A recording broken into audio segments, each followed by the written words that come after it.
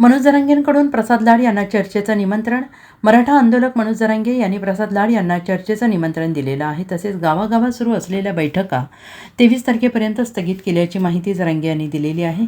जरांगे यांनी 30 मे रोजी आमरण उपोषण करण्याची घोषणा केली आहे. दरम्यान सरकार मराठा समाजाच्या मागण्यांबाबत सकारात्मक भूमिका घेत असून चर्चेतून मार्ग काढू असं प्रसाद लाड यांनी माध्यमांशी बोलताना म्हटलं आहे.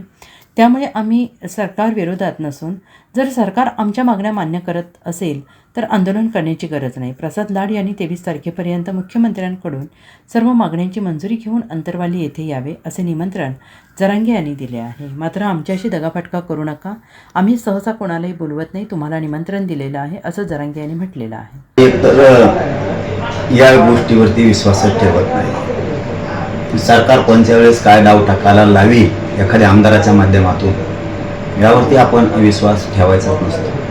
पण या 2.5-3 वर्षाच्या आंदोलनाच्या काळात आम्ही कधी अशा गोष्टीवरती विश्वास ठेवला नाही किंवा कोणाला कधी आमंत्रण दिलं नाही. सरकार मात्र स्वतःहून गोरगरिबाच्या प्रश्नासाठी अंतर्वलित गोरगरिबांना त्यांच्या समस्या वेदना जाणून घेण्यासाठी आले नाही. परंतु आज पहिल्यांदाच आम्ही त्या लाडभाऊला त्यांना निमंत्रित केलं. त्याचं कारण पण तसंच आहे. निमंत्रित केलं म्हणजे आम्ही स्वतःहून केलेलं नाही.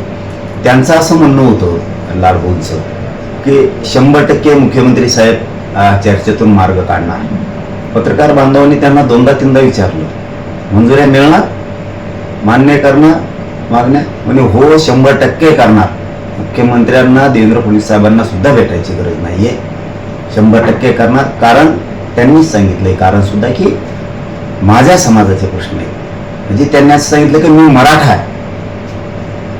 आहे, माझ्या समाजाचे प्रश्न आहेत आणि माझ्या समाजाच्या कल्याणासाठी पाटील झटले आणि ते यशस्वी पण झाले असं त्यांनी सांगितलं. त्यांचा थोड्या शब्दात आम्हाला गर्व वाटला मला की त्यांनी सांगितलं मी मराठा आहे म्हणून. ठीक आहे, मला हरकत नाही. मला काय राजकारण करायचं नाही, मला काय पुढं द्वेषानं पुढं जायचं नाहीये. माझ्या मनात कणभर सुद्धा सरकारविषयी किंवा त्यांच्या मनात ज्या माणसांचं नाव आहे त्याविषयी सुद्धा माझ्या मनात कणभर सुद्धा कसलाही द्वेष नाहीये. माझ्या bureau report SBN Marathi, Jalna.